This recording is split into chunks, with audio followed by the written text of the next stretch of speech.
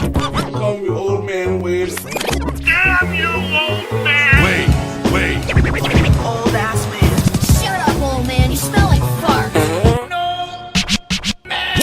Old man. He's so old, he got a podcast on cassette. Fuck, you're old. Damn it, Wade. And welcome to the Old Man Wade Show. I am your host, Old Man Wade, and we're doing a two-man podcast, and I'm here with my co-host, Supa Javi. Yo! Trying.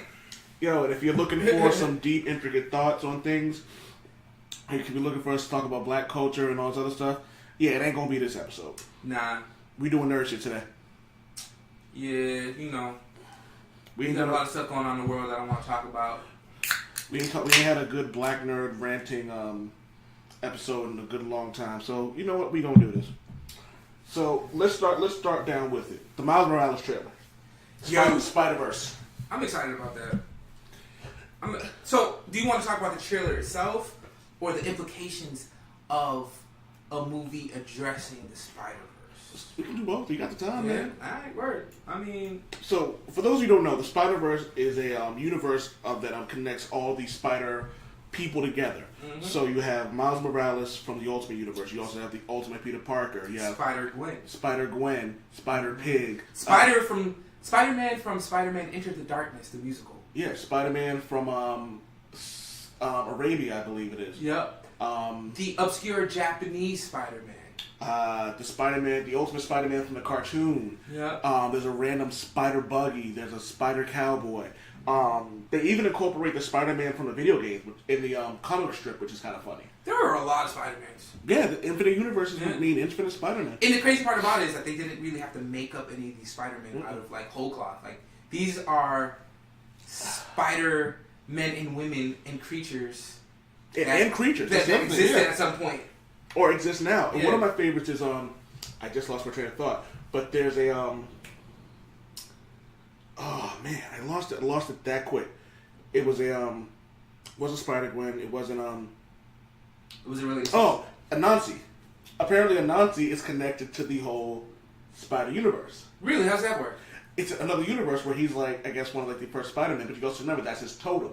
So Anansi the Spider, yes, and there's a reality where Anansi the Spider is like he's a little goofier, yeah, but he's connected to the Spider-Verse. So how does the Spider-Verse trailer? Does the Spider-Verse trailer address the Spider-Verse at all? Not really. It looks like the majority of it is going to be in like an alternate Miles Morales universe, because in this universe his dad is a cop. In the other universe, I know his dad used to work for S.H.I.E.L.D. I don't know what he does now. Maybe he's just living off of It's not the ultimate. It has to be an alternate universe. Alternate universe. It's just not the ultimate. Because it's not the ultimate universe. Yeah. In which Peter Parker is dead. Well, he came back. True. So which is weird. The Peter Parker that we saw in the trailer, is that the Peter Parker of their universe, or is nah? Because that Peter Parker, they were only maybe 5 years apart, if that. Because Miles started high school around the time he got his powers, and I think Peter Parker was a sophomore or a junior. Yeah. So, but this Spider-Man was weird. Like, he was like old. He kind of looked like he ain't shaved in days. He looked kind of homeless. Didn't have any money. I kind of like him. He looks like I know it's Sony, but he looks like one of those typical Disney dads. He does. Yeah. Look, he looks like an in shape Mr. Incredible. Yeah. I'm excited about this. What do you think about the animation style is a little different? So I like it. I like that it's different. I like that it's kind of looks like the Incredibles. Yeah. It was, and I like people are upset that it's not a live action Miles Morales movie. Mm-hmm. But I'm kind of hyped about the fact that it's not a live Miles Morales movie because I think some characters may work better in animation form. This is something that they should have did with the Fantastic Four. The Fantastic Four, I don't think work well in movie form, like live action form. I think they work better in like cartoon form and CGI form, where you don't have to worry about spending the budget to do all this crazy stuff. Well, I think that's a benefit. I think no matter what happens with this Disney Fox merger, I think that a lot could be learned about the way Sony's handling the Spider-Man IP. Yeah. Now that they're in a business relationship with Disney, so it seems like they have their alpha Spider-Man property, Mr. Peter Parker, in the MCU / Spider-Verse universe. Yeah.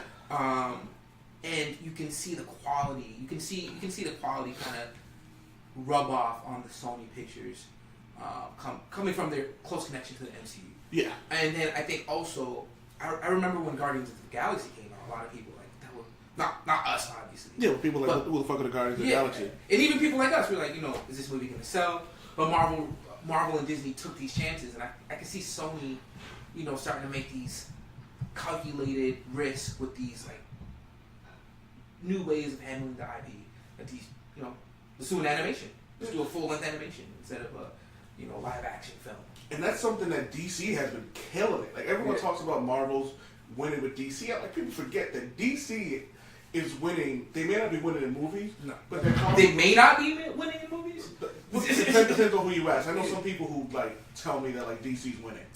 And some people think President Fuckface is a good president. There's that too. but you got DC. You can pretty much say it's neck and neck with comic books. It all depends on what you're into. We're both DC fans too. Don't come at us. Absolutely, absolutely. So like they're winning in. So when it comes to comic books, they're neck and neck.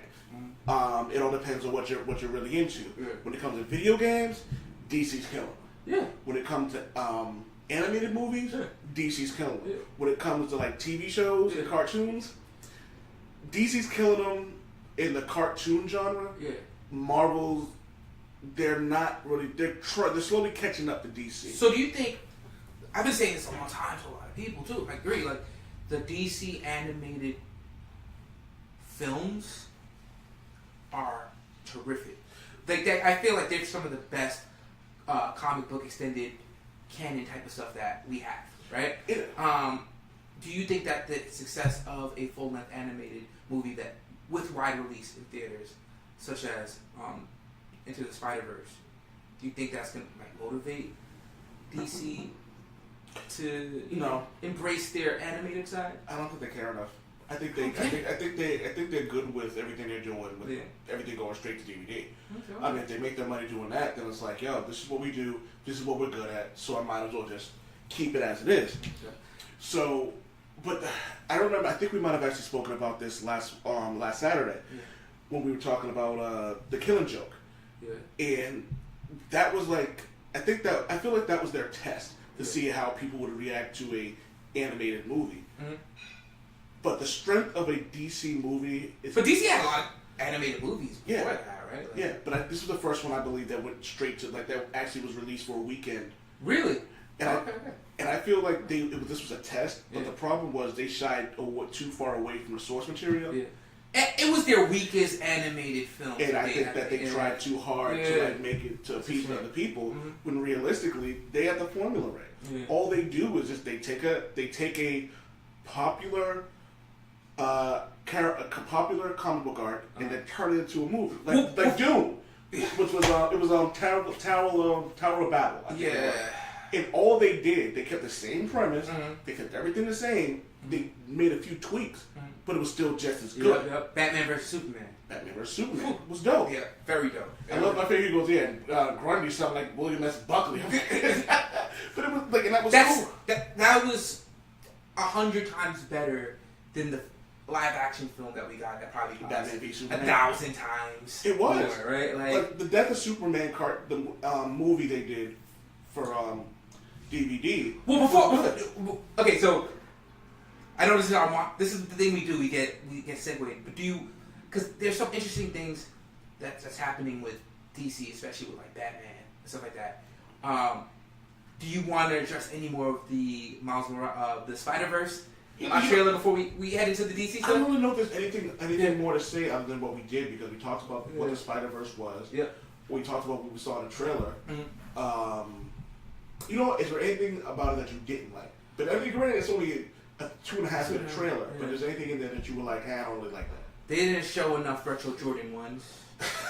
I didn't think that was funny. He had on he has on his costume. Yo, those dresses Jordan 1s. Those dresses get so creased.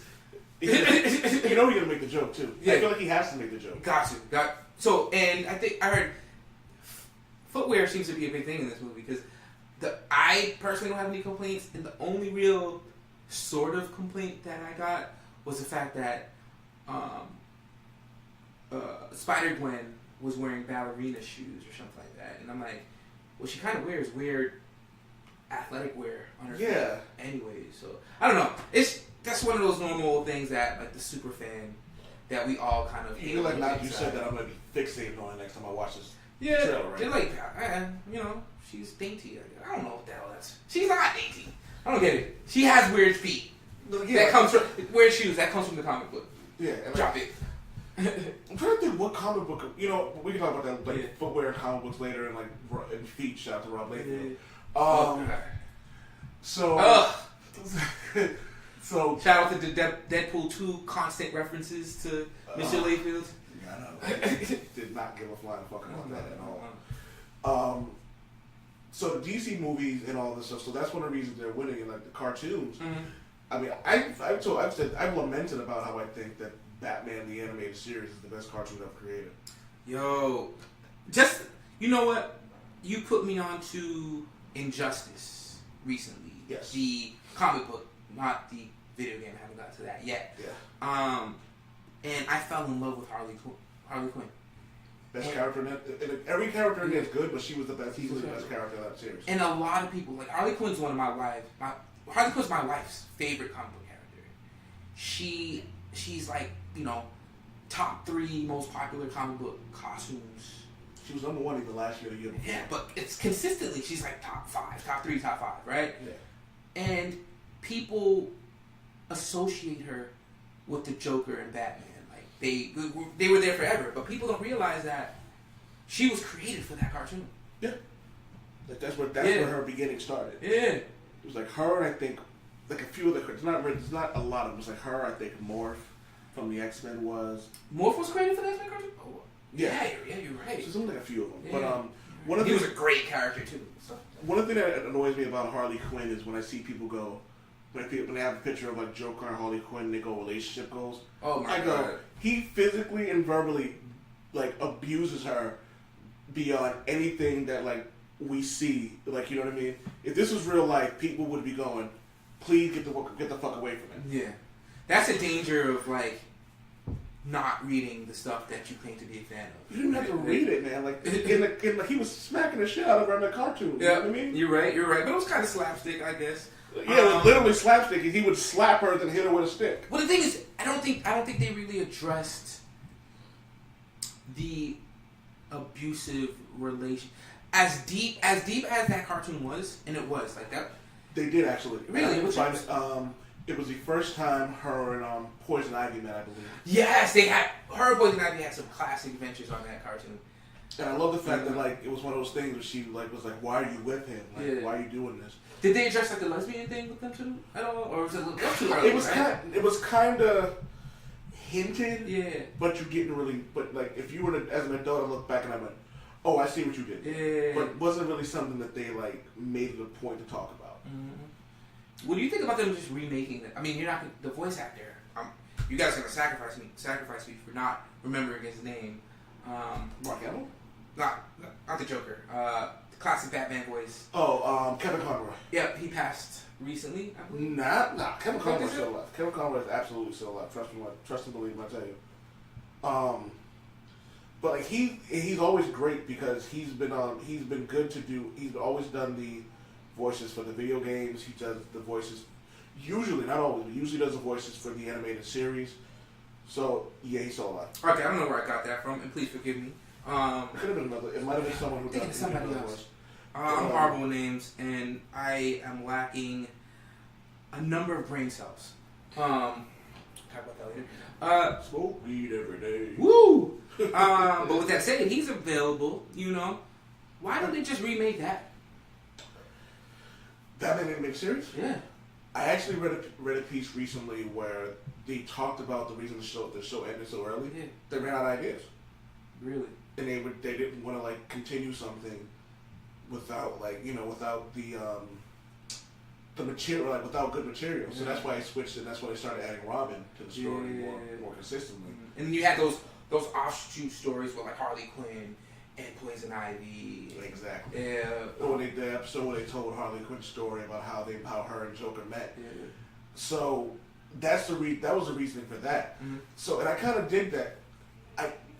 It's kind of whack when you have a show, and you're like, yo, you should have stopped this 3 seasons ago, because it ruins everything that like you remember it. Like I remember it being. Yeah.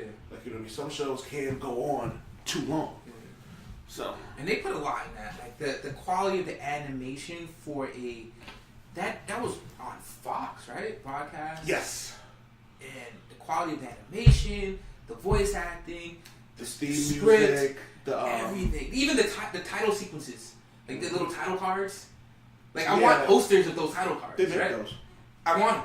You know, like They're expensive as fuck, and they sell out really quick. I want them so bad. Well, it's actually funny because everyone has their favorite, and I think my favorite might be Almost Got Him.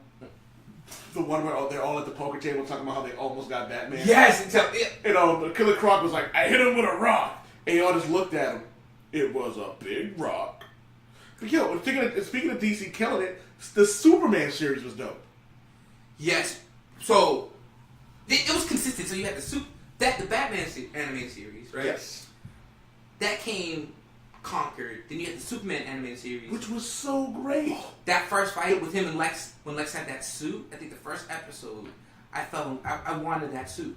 And The way he kind of like the way they animated like the technology, like it looked like it was like the perfect fusion of the Batman animated series and like Jack Kirby's vision of like Yeah, like Metropolis. Yeah, it was old school kind Yeah. of, but still futuristic in a sense. So it really looked like Metropolis. Yeah. And it was the same thing with like, it's funny. A buddy of mine from the Wednesday podcast, Wednesday comic book podcast. Excuse me.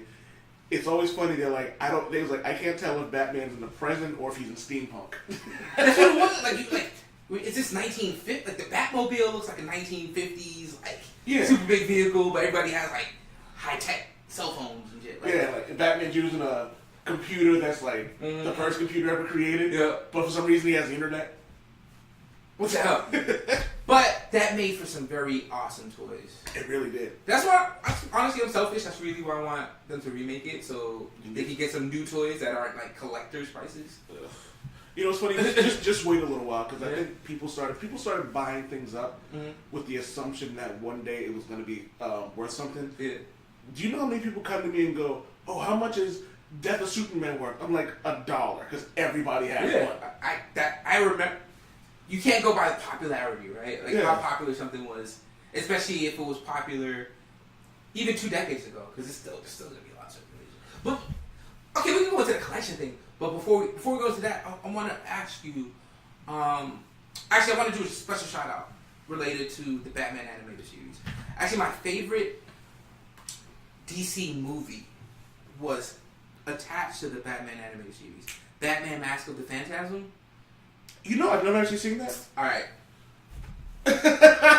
Yo, I'm not gonna say anything else. Wait, was Mask of the Phantasm the one when he rides away with the? I'm not saying anything else. Is that the one with the black chick? He rides away with the black chick at the end of the movie. Before I ruin it, let me Because I think I've seen Mask of the Phantasm. But I think I saw it like so many years ago. I have seen that. I think that is the one at the end of it where he rides away with the black chick at the end of it. Yep. That was years ago. I watched. You know what was funny? Good. I watched that on a Friday because every so often Fox would throw something on like 8 p.m.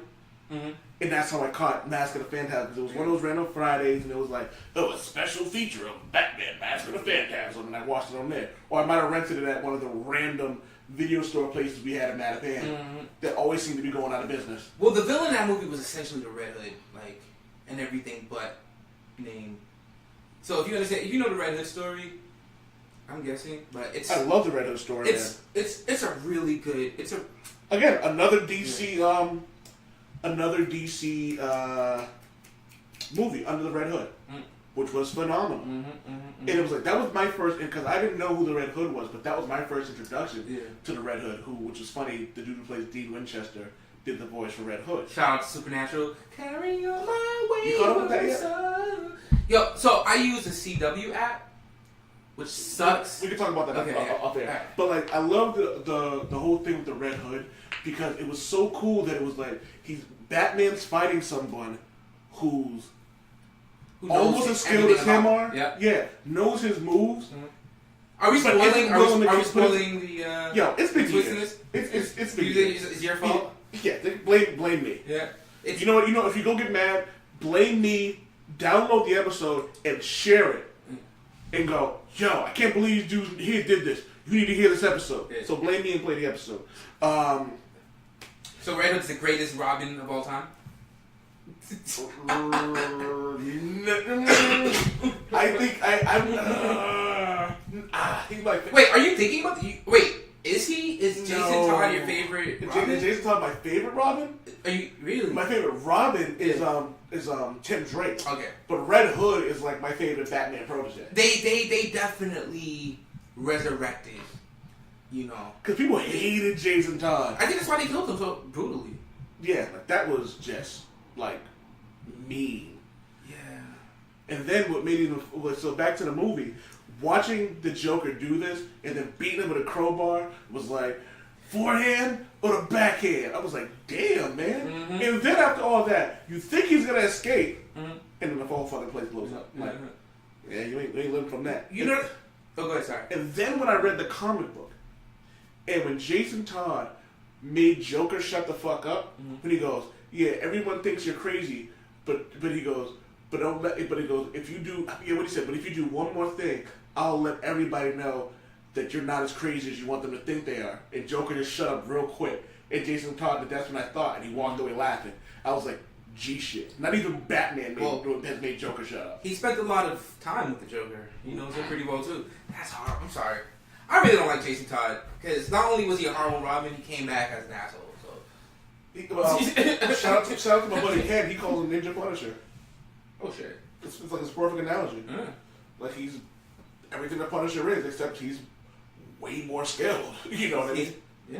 Holy smoke! And he beat Batman's ass. But I wonder how much Batman holds back. You think Batman holds back? Against his proteges? Absolutely. Yeah. Against You're right. the You're right. Robins, he holds back. Yeah, you're right.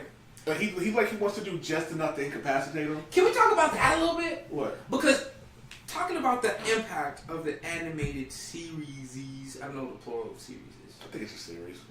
Yeah, right? So both Superman and Batman, they aired on broadcast TV. Mm-hmm. They were primarily catered to kids. Mm-hmm. And they were, as beautiful as they were pretty much poised to sell a lot of toys. Right? Yeah. So that's all Marvel is. Someone told me about this recently. Like Marvel makes all these movies and they make a lot of their money back from like merchandising, like toys and shit like that. I mean Star Wars, Star God. Trek essentially started that, but like Star Wars knocked it out the park. But that's the fact. They're like G's in the game when it comes to like selling merchandise. But not Again, only, all Disney. but not only that, but if you're tied to broadcast censorship, you're a cartoon, you're not going to be able to show killing. You're not going to be able to show like gratuitous violence. No, it's funny you right? say that. Yeah. But the first time I've seen deaths on cartoons when I was younger. One of them was some bootleg version of like the Justice League and Avengers years ago. I can't remember, but I remember this one kid. He was a kid. It was like a combination of Superman and Captain Marvel, Shazam. Excuse me. And he was a kid. He was a combination of Superman and Shazam. You'll understand. Okay, So his power. So he was a kid. Okay, yeah. He was a kid, and then like he would form up in this green like ooze or gook or whatever. It would harden, and he'd bust out of it, and he'd be like Superman. He wouldn't have any electrical power, so he would have the transformation like Shazam, but his power set would be Superman. Gotcha. Yep. So I remember in that show, someone died. Like she was like there was this like radiation thing, and they ended up dying. They ended up like burying her and having a funeral for us. First time I've ever seen death in a cartoon as a kid. And then I remember the Superman episode when Darkseid killed this dude who he was like Darkseid. Remember it was an episode where he was parading around Superman and they were all like Superman was tied to the tank and the sun was like turned red or something like that. Yeah, and then he broke out of it. Yep. And before Darkseid left, he killed this dude Yep. who had been like Batman's like biggest like antagonizer. Like you know what I mean? I'm not sure if he was in politics or if he ran a newspaper, but he hated Superman. But when it all came down to it, he was standing up for humanity. And before Darkseid left, he just turned around and looked at him, Omega beamed him, and then just disappeared. I was like, did he just kill him? So I don't know in the cartoon if the Omega beams or Sanction or whatever you call them teleported people or actually killed them in that. Nah, he was dust. Okay. That dude got a funeral. I don't really remember that well, but I just know that a lot of people. But so a complaint that people had about Batman versus Superman was Batman is killing people, or the one of the complaints they had about the Snyderverse in general was that they called it the murderverse, right? Like people were dying left and right, and I'm like, are we reading the same comic books? Because like every event in DC involves the murder of like millions, if not billions, of people. So I don't know if we're painting our image of these stories based on a specific part of the franchise, or is that rooted in any type of reality? What we think. Like, all right, so my homegirl Shannon, who's been on the show, I actually got to bring her on so we can talk old school comic books. There was two things about the movie that annoyed her. One was one was Superman snapping Zod's neck. Now I'm like, yo, in my mind, he didn't have any other option at that point. But Zod's neck famously gets snapped in comic books. I didn't know that. So he has the most snappable neck. You saw what happened to him. That might be the name of the episode. Might be the most snappable neck. DC's most snappable neck. He just puts it out there, bro. I'm just saying, like, you saw what Amazo did to him in Injustice. That's just a more extreme version of what Superman has done to him. So my thing about it was there was nothing else he could do, so I don't agree with it. But the one thing she did say that really made me think was Superman technically committed genocide. You gotta expand on that one. Is she coming to defend that statement? No, because in Man of Steel, yeah, they had an opportunity to restart Krypton with the DNA that they had on Zod's ship. Yeah, Superman destroyed it. So technically, she's kind of right. Genocide, smenocide? Genocide, smenocide. Damn. Yeah, like that's a moral quandary. Damn, I can't speak. That's one of those. I'm not thinking about that. Let me tell you, Man of Steel is my favorite DCEU movie. I liked it more than I liked it more than Wonder Woman. Batman. I loved it way more than Wonder Woman. Like it was. There were some things that perturbed me about it in terms of like the representation from the movie to the comic book character. Yeah. But I can look past that. It's an alternate reality, so I don't. That's what I'm saying. That's another thing I don't understand. I'll try to hold on to that thought. Continue. Sorry. So I like the action. Yeah. I enjoyed the story. Mm-hmm. I especially loved how Martha helped Clark with his powers, where he was in that closet and didn't want to come out. Yeah. I loved that. Yeah. Because I was like, that's how Martha would. What did you think about his dad telling him? I thought it was. Your superpower. Be a piece of shit. Be a piece of shit to everybody you meet and never save them. I thought that was stupid as fuck. There's actually an episode of Robot Chicken where they address that, and he's just he's in a tornado, and it's funny because you figure if he's in a tornado, there'll just be random stuff flying around and hitting him. Yeah. And that's what happened. He's like, don't save me, Clark. He get hit with a bench. But don't hit me. Then he get hit with a pole. And he's getting the shit beat out of him, but he's telling him not to. But it's like, dude. Watch me die, son, even though you clearly have the power to save me. Split second. There and back. Take him and that's it. He's almost flash level fast. Yeah. So no one even would have noticed. Hey everyone, look over there. Shoo. Dad, how'd you get over here? Yeah. You know what I mean? I hate the fact that in the movies Superman's dad has to die because Mr. Kent is like a staple of Superman comics. Like, his parents they're like his moral center at times, That was Kevin Costner, right? Yes. So I wonder if it was with a soul patch, I believe. Yeah. I just wonder if it was a money thing. We have Kevin Costner on contract. Look, we got Kevin Costner for but he can only be in 5 scenes. Yeah. We only got him for X amount of time. That's the only reason it makes sense. He's filming Waterworld 2. Yeah. That's the only reason. There's so many. That's the thing. There's so many leaps in logic you have to make to really enjoy DC EU movies. I agree with you. Like I think the first Superman movie in this franchise is definitely one of the strongest. I think that a lot of the fault for the weakness in the later movies has to do with the studio trying to make changes based on fan response.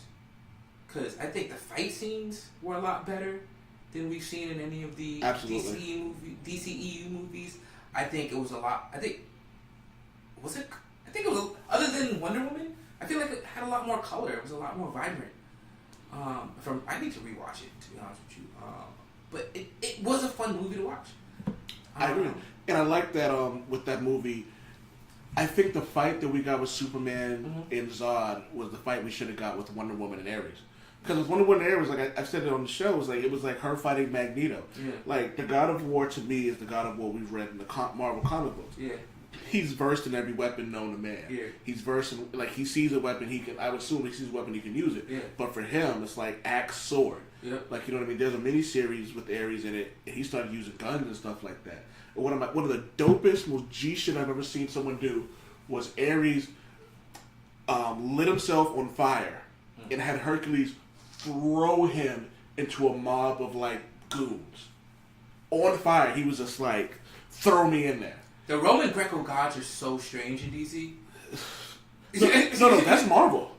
That was Marvel. That was the Marvel Ares who did that. He just like lit himself on fire. I'll show you when the show's over. Dude lit himself on fire and was like, and he was talking shit to Hercules like, if you're a man, throw me in. Was that one of their competitions that they have? Nah, they were. Someone stole Ares' kid. Oh, he's God of Fear. Yeah, but yes. Mm-hmm. But he's half god. He's a demigod. Thank you. So, one of the gods of the Asia's the East, right? Well, depends.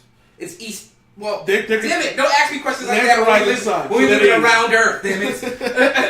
Depends on your perspective. What are you talking about? It's flat. True. Facts. So one of the Asian gods kidnapped him. It's a Makubishi, I think. It might have been the god's name. And captured him, and was like, and he had to fight for like, it might have been years to save his son.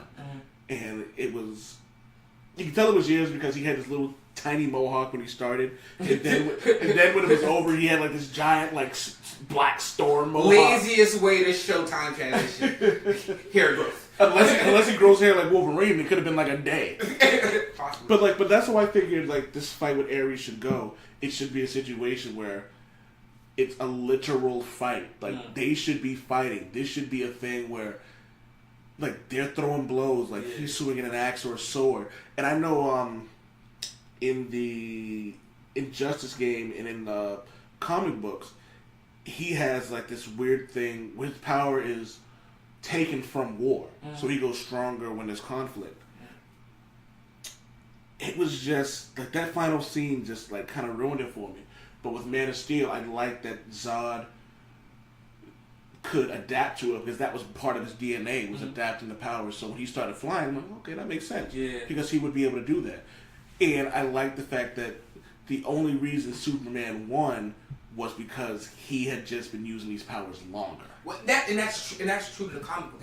And I will take this to the grave. Like that Superman movie was probably the closest to like comic book canon that we're probably gonna get in the DCU, unless they decide to change everything. Because I don't really know where they're going with this franchise. Man. Speaking of changing things, apparently Matt Reeves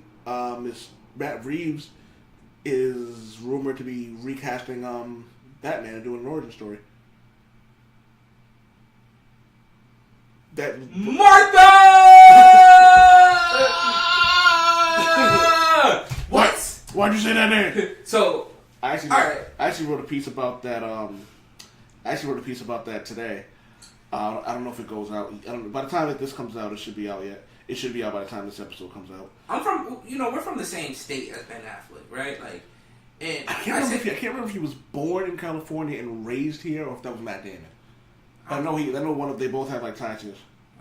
Something. I think they're Cambridge or something, right? But even with that said, even with that potential avenue of bias, I'm not a big fan of Ben Affleck, right? Like I think he's a very talented director. Hold on. No? To quote Kirk Lazarus Uh-huh.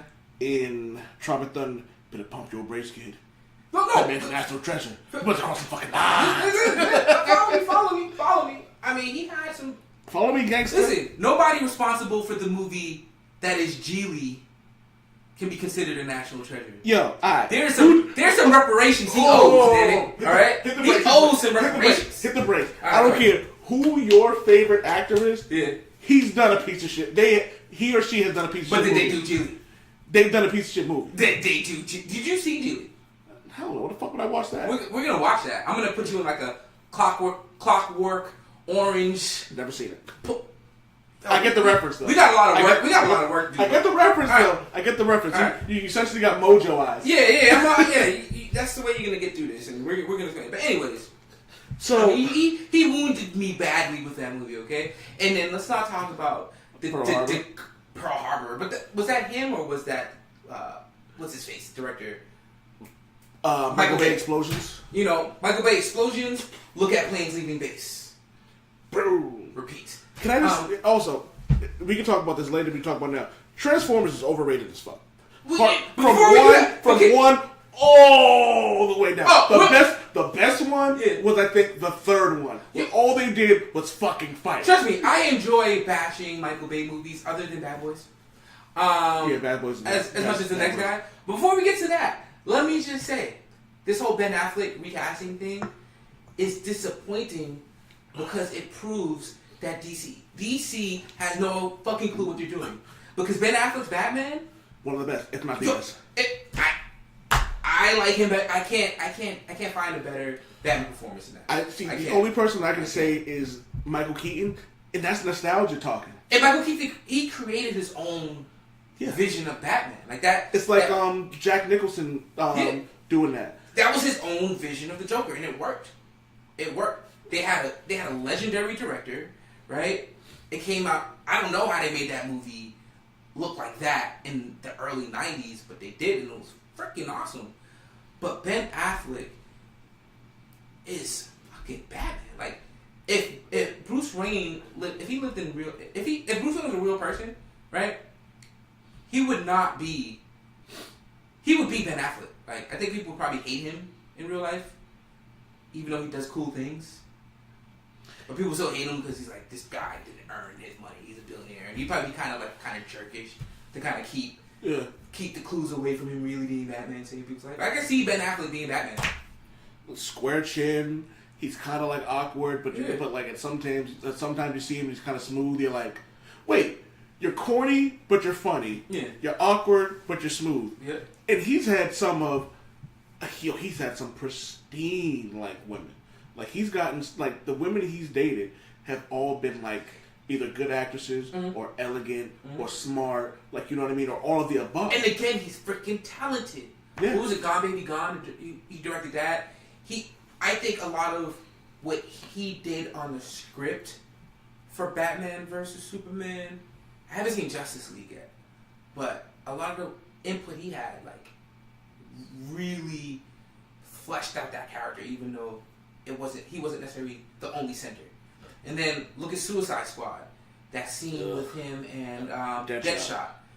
It was very Batman-esque. That was the most Batman scene I've seen in any movie, and it was what? I wrote a piece talking about why this is a bad idea, and one of the things I thought about, because I'm team Batfleck. I'm team Batfleck. I'm with you. I'm surprised I am, but I'm with you.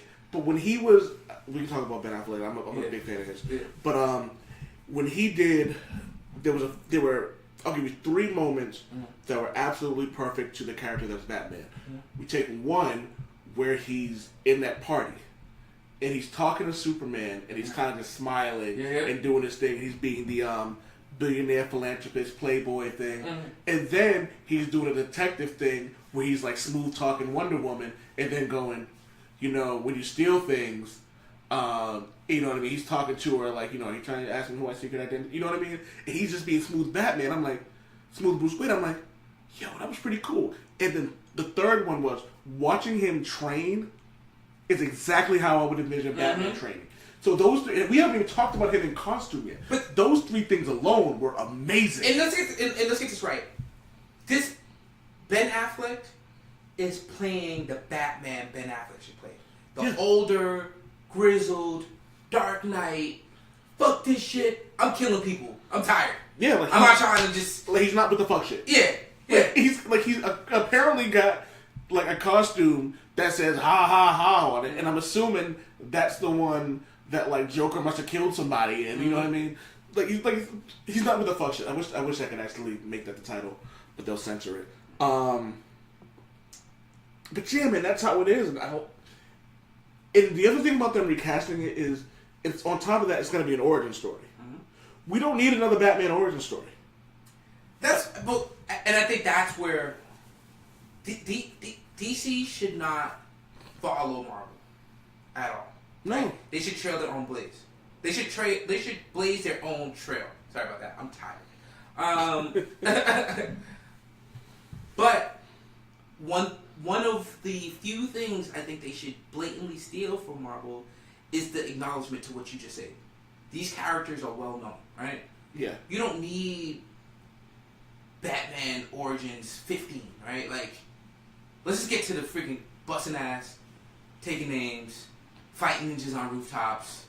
You know? It's like marrying Catwoman. We haven't even gotten a solo Batman movie, and you're talking about giving me an origin story? Come on, man. Like, Maria said it best, Mrs. Old Man Wade. She was like, if I have to see Batman's mom's pearls drop from a gunshot one more fucking time, I'm going to lose my mind. So I'm here looking for... what's the name of the guy that played Superman? He's now the Atom in the Arrowverse. Oh, I can't remember. What are you talking about from Smallville? No. I feel horrible that I can't find his name. What Superman are you talking about? The Superman right before the DCEU. Yo, he doesn't even look like... We had to pause it. Brandon Routh doesn't even look like Superman. You know who he looks like? Who? He looks like Fez from that 70s show. You know, whatever. You know, you either get... He was garbage. You either get Kingdom Come Superman or you get freaking corny Superman. Who do you want? Because we're not getting the Injustice movie we all want, so... Yo, we're not getting evil Superman. Do you remember the reports right before Batman v Superman? Yeah. And you were like, and it was like these reports that we might get like the Injustice Superman, where like Batman and Superman are gonna fight, and then like then they teased it again for Justice League, and I'm like, oh, that would be so cool, and I was like, yeah. And even like when like Batman had that vision, and like Superman dropped down, and it was like his insurgents, and he walked up on Batman like tied like hanging from the ceiling. I was like, yo. Well, and for the record, the dude playing Superman now, say whatever you want about the DCEU. The dude playing Superman is phenomenal. The dude playing Wonder Woman is phenomenal. The woman playing Wonder Woman is phenomenal. The dude playing Aquaman is phenomenal. The dude playing the Flash. Can we not say woman playing Wonder Woman? The Can actor, call her by name Gal Gadot. The intelligent, literal badass who was in the what armed military was she in? The Israeli Defense Force. She was in the Israeli Defense Force. Beautiful, tall, strong. Stood up for women when she was like, "I'm not doing this movie if this person's in it." All right, flat out. We just need to give the queens the respect that they deserve. All right, exactly. All right, thank you. So Gal Gadot was awesome. Ben Affleck was awesome. I can't remember the actor who plays Cyborg, but he was awesome. The dude who plays his father. I did not see Justice League.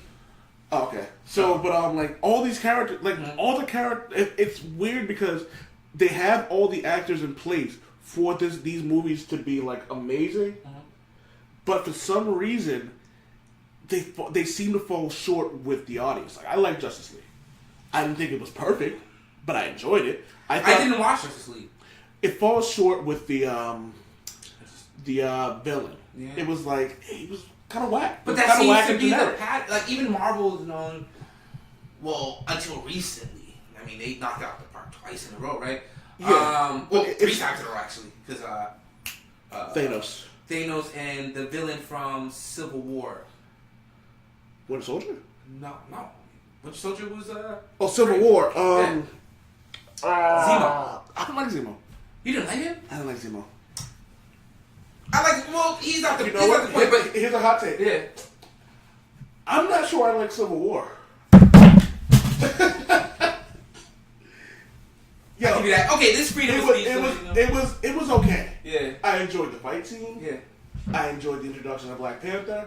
I loved every time I saw Captain America or Iron Man or any of the heroes on screen. But something about that movie is just kind of lacking for me. Really? I can't figure out what it is. Really? And maybe it was Zemo. Maybe I just thought maybe there just wasn't like a strong antagonist. But the thing is, I thought that his way of manipulating the Avengers, yeah, indirectly, and like splitting them apart, and his motivations for doing it. Well, General Ross did that more than anybody else. He was the one who set the bill in motion. True, but I mean, it wouldn't have happened if it wasn't for the Stanford incident, Africa. that was gonna happen.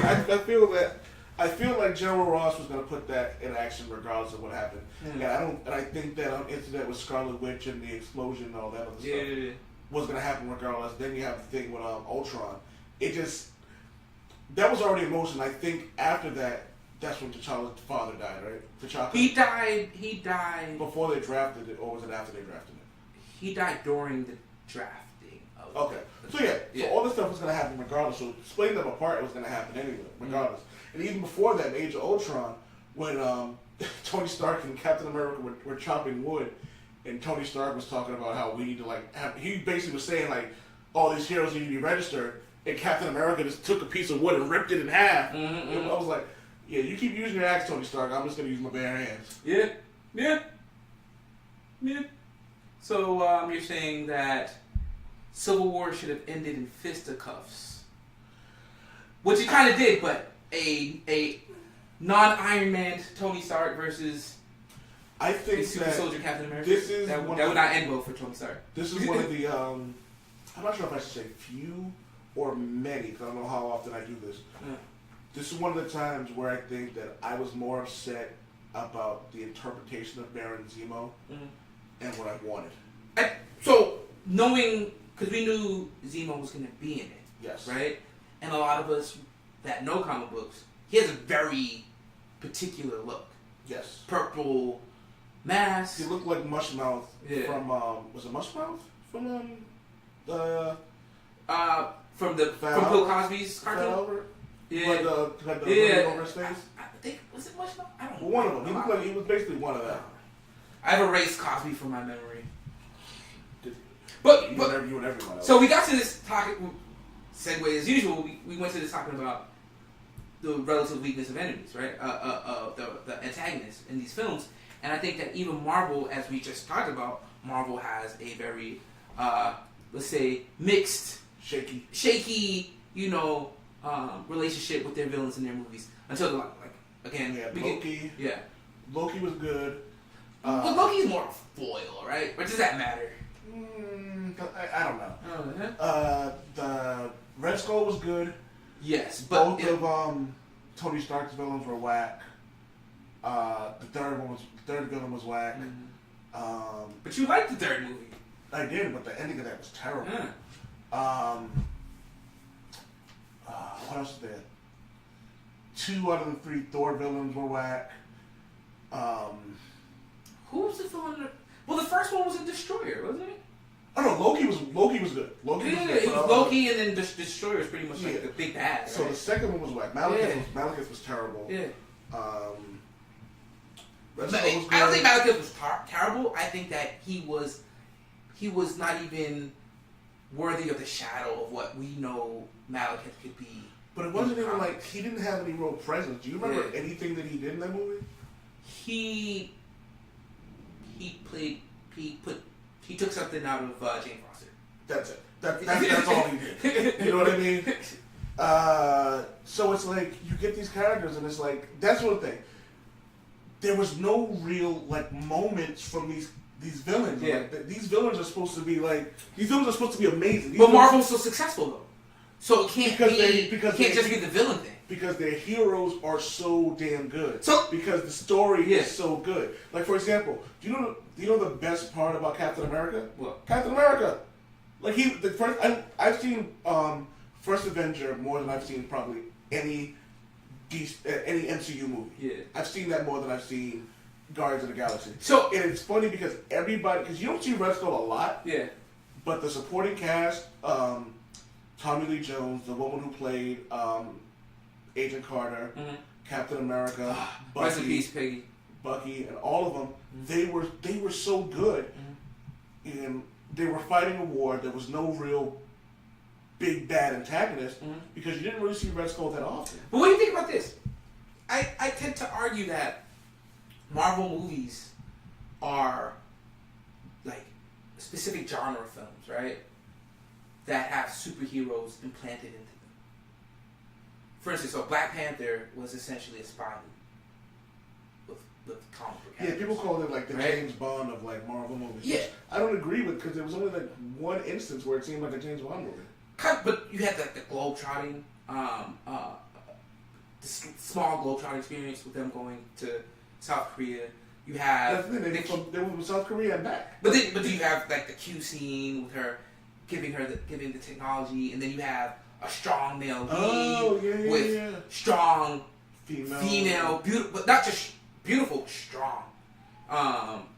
You have a complex villain. Every time I bring it up, I have to say it, and I'll say this a million times more. Okay, Okoye was the most memorable part of that movie for me because she was just so fucking badass. Character development. We talked about that, like the way the actors prepare. It seems like they prepare a lot more for Marvel movies, right? And it kind of like translates into their roles in that film.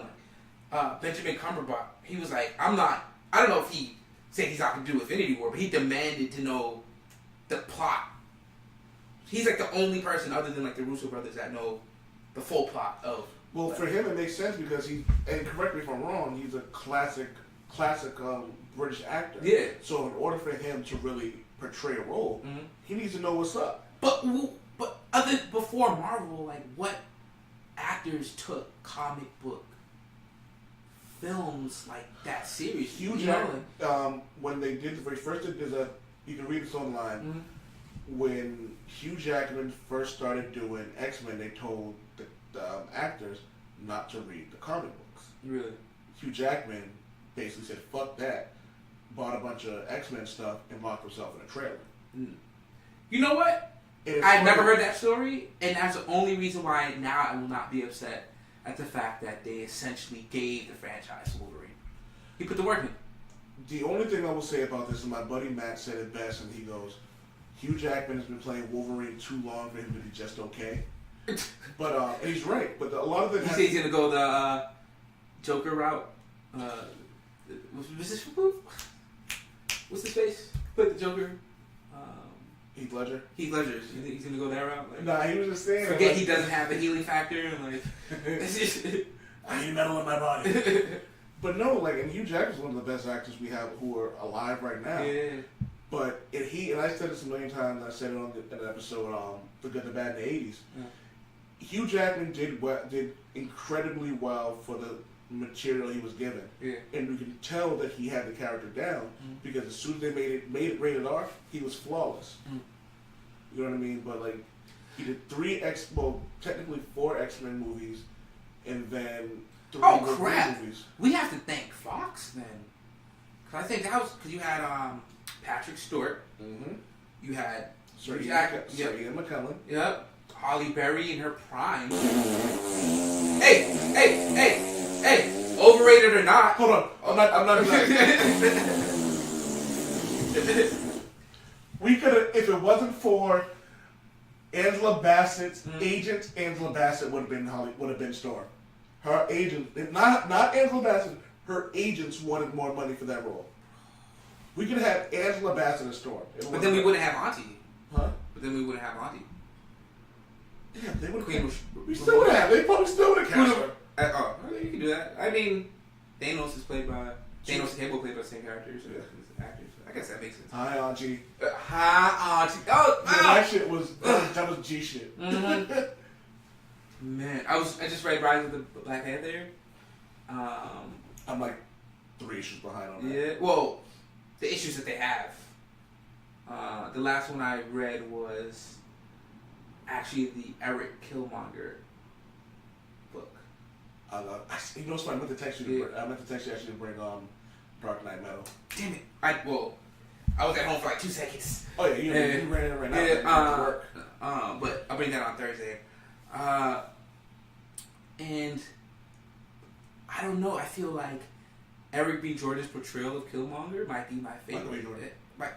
Michael B. Jordan. Buy this. What did I call him? Eric B. Jordan. Oh my God. You can buy I am Eric B. so Jordan, tired. Shit, I'm gonna Forgive me, guys. I'm about to see if you got 30 minutes to record another one after this. Oh no, we can do it, man. So here's okay. So back on that, we were talking about the villains. So if we went down the list and we talked about the villains. You know who has got it right for Marvel? We just forgot about DCEU, didn't we? No, but I think we gave them. I would say 60 to 70% of this episode has been like positive DC stuff. Yeah, that's more than it deserves. And then we spent a little bit of time pooping on Marvel, which is something we don't normally do. Yeah, true. The one thing I'm going to say is I think that the Netflix series has seemed to have gotten the formula right with villains. Kingpin has been a bad motherfucker. Oh my god. Is he the best Marvel villain outside the comic books right now? I'd say so. He is fucking intimidating, dude. Yeah. And he's insane, but he holds it together. That's like he's like the Hannibal Lecter. That's like a Hannibal Lecter like level performance. I swear to God, like he's crazy. The first time when I watched Daredevil, because I binged it, when he's in that car and he throws dude's head in there and just starts slamming. Because it's the first time you see the Kingpin. Excuse me. This is the first time you see Wilson Fisk really become the Kingpin, and you're like, oh shit. Yeah. And then when he kills Ben Urich, and it was like the whole scene, and it was just like, he goes, but you killed my mother. And I was like, watching him go off on Ben Urich, and just watching him go to that, like, to take a phrase from Dexter, that dark place. Yeah. I was like, yo, that's what it is right there. The thing is, I mean, I know we want to talk about, like, I know we really want to do, you really want to do a mental health issue, and I think, like, it's important. And I think that, like, recently for a number of reasons, I've been thinking a lot about anger,